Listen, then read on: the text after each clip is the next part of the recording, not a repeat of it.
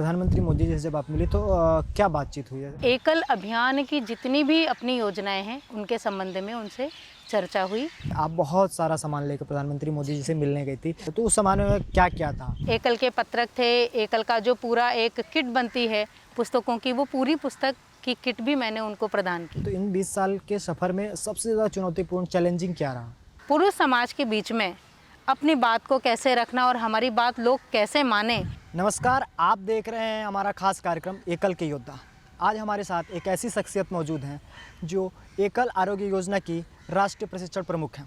इनका नाम सविता गुप्ता है और इन्होंने काफ़ी कठिनाइयों को पार करते हुए आज यहाँ तक पहुँची हैं।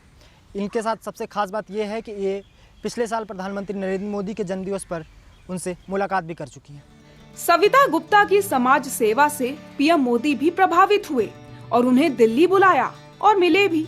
पीएम मोदी सविता के कामों से इतना प्रभावित थे कि उन्होंने सविता से बातचीत की और उनसे ये भी पूछा कि आप ये कैसे कर लेती हैं।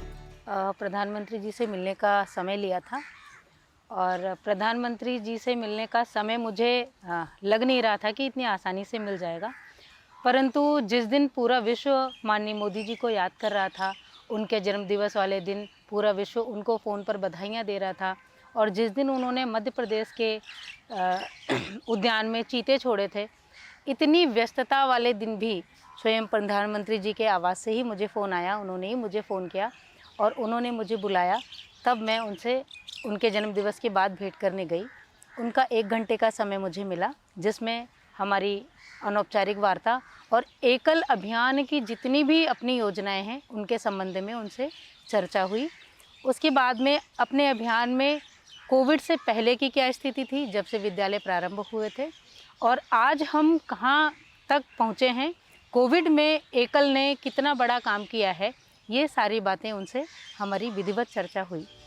सविता गुप्ता जब पीएम मोदी से मिलने गईं, तो वो अपने साथ कई चीजें लेकर गईं, जिनमें से कुछ किताबें थी, कुछ उपहार थे पीएम मोदी के लिए। सविता बताती हैं कि पहले तो पीएमओ के अधिकारियों ने सामान ले जाने की अनुमति नहीं दी, लेकिन बाद में सविता ने उन्हें मना लिया। उसमें हमारे पास थी एकल प्रयास, जो अपनी पुस्तक आती है, महिला विभाग की एक पुस्तक थी, हमारा खेलकूद प्रतियोगिता का कार्यक्रम लखनऊ में होने वाला था, उसके आमंत्रण के पत्र हमारे पास थे, और उसके साथ में माननीय प्रधानमंत्री जी ने एक बार कहा था कि जो लड़ाई अंग्रेज़ों से पहले देश में आताताइयों को घुसने से पहले हमारे क्रांतिकारी जिनके नाम आज बहुत ऊंचाई तक हैं, जिनको पूरी दुनिया जानती है, लेकिन उनसे भी पहले कुछ क्रांतिकारी हुए हैं जिनको आज तक पूरी दुनिया में कोई नहीं जानता। ऐसे लोगों को आप खोज करके और उनके द्वारा किए हुए कार्यों को इकट्ठा करके और एक पुस्तक लिखी जाए, जिससे फिर हम उन लोगों तक अपनी बात पहुंचा सकें जो अभी तक छुपे हुए हैं, जिन्होंने बहुत बड़ा काम किया है, जिनका नाम आज तक सामने नहीं आया है।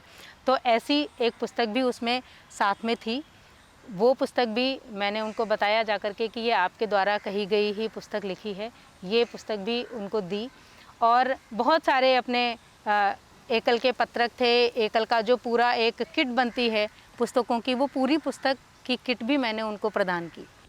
प्रधानमंत्री मोदी जी से जब आप मिले तो क्या बातचीत हुई है? अक्सर देखा जाता है कि प्रधानमंत्री मोदी दुनिया को हमेशा अभी कभी सेवा का मंत्र देते हैं, कभी सर्विस का मंत्र, तो आपके साथ क्या क्या बातें हुई?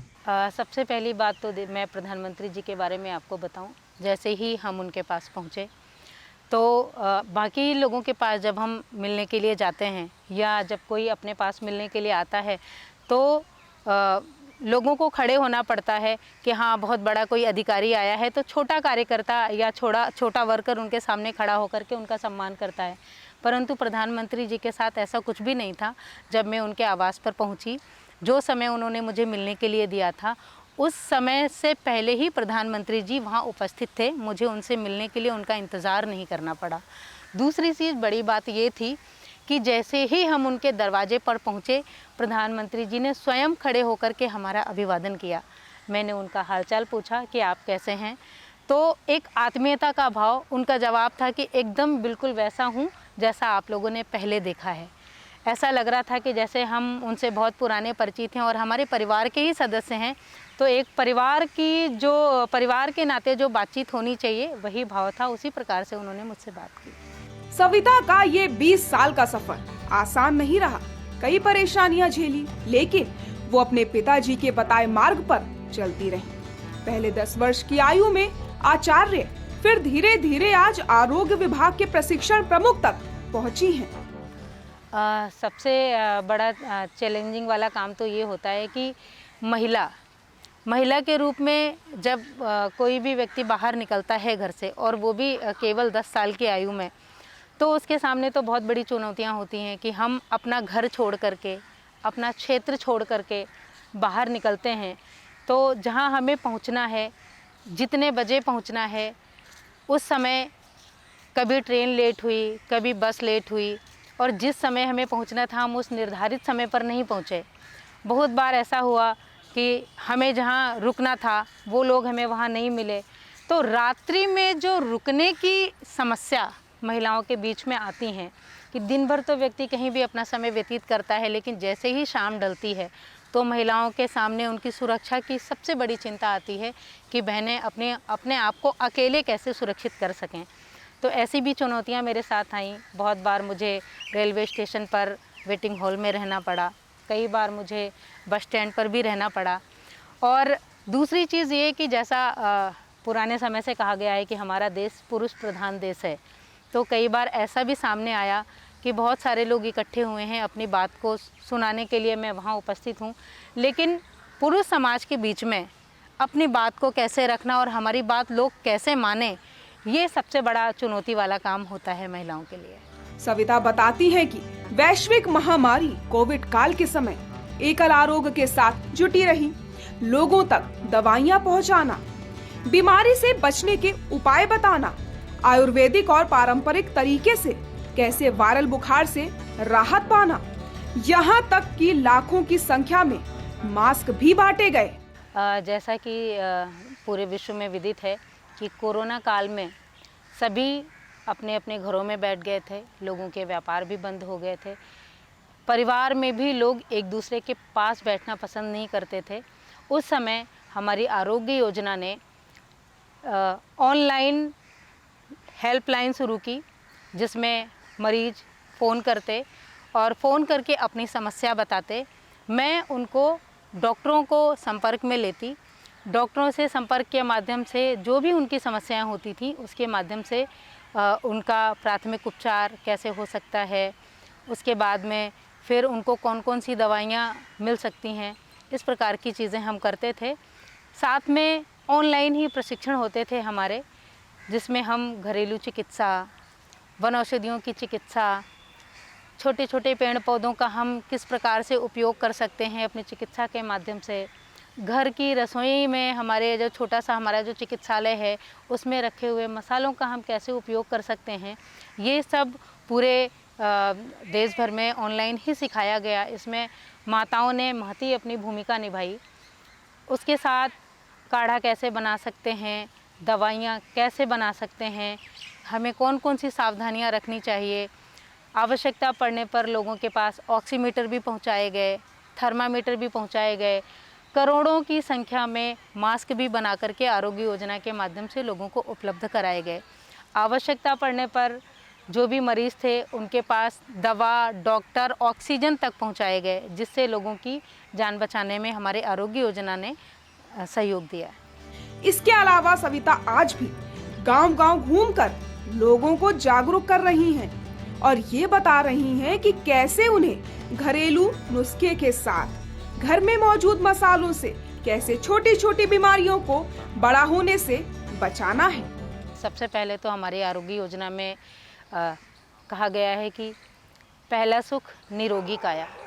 हम आरोग्य योजना में सबसे पहला प्रयास ये करते हैं कि हमें रोग हो ही ना, हम उसके लिए कौन कौन से उपाय करें। जैसे बासी भोजन नहीं करने का आग्रह करना, खाने पीने चीज़ों को खुला नहीं छोड़ना, सुबह अपने शरीर से इतना काम लेना कि आपका शरीर एक बार पसीना छोड़े।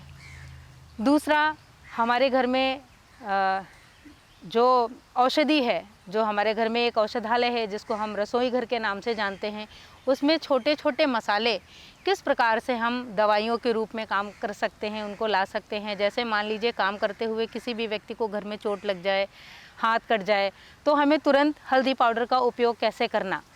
दूसरा, सर्दी जुखाम बुखार हो जाए, पेट दर्द हो जाए, तो हम अजवाइन के माध्यम से अजवाइन को गर्म करके उसके पानी का उपयोग उनको बता सकते हैं। हमारे घर में तुलसी है, हर घर में तुलसी होती है, तुलसी के पौधे का उपयोग हम कैसे कर सकते हैं। जितने भी पेड़ पौधे हमारे आसपास हैं, हम उन पेड़ पौधों का उपयोग औषधि के रूप में किस प्रकार से कर सकते हैं, ये सब चीज़ें हमारी आरोग्य योजना में सिखाई जाती हैं। स्वच्छता भी एक बहुत बड़ा विषय रहता है इसमें, जिसमें 2 प्रकार की स्वच्छता रहती है। एक व्यक्तिगत स्वच्छता, व्यक्ति यदि साफ नहीं रहेगा तो भी रोगों को खुद अपने पास बुलाएगा। और दूसरा, सामाजिक स्वच्छता, यदि मान लीजिए हमने अपने आप को स्वच्छ रख लिया पर हमारा परिवेश स्वच्छ नहीं है, हमारा घर हमारा मोहल्ला स्वच्छ नहीं है, तो भी हम बीमारियों को बचने से नहीं आने से नहीं रोक सकते। तो ये थी हमारे साथ सविता गुप्ता, जो एकल आरोग्य योजना की राष्ट्रीय प्रशिक्षण प्रमुख हैं, और इन्होंने आज हमें बताया कि कैसे इनका सफ़र रहा। एक 10 साल की बच्ची से आज यहाँ तक पहुँचने का सफ़र इनका कैसा रहा। तो अगले हफ्ते फिर हम आपसे मिलेंगे एक नए योद्धा के साथ। तब तक के लिए नमस्कार।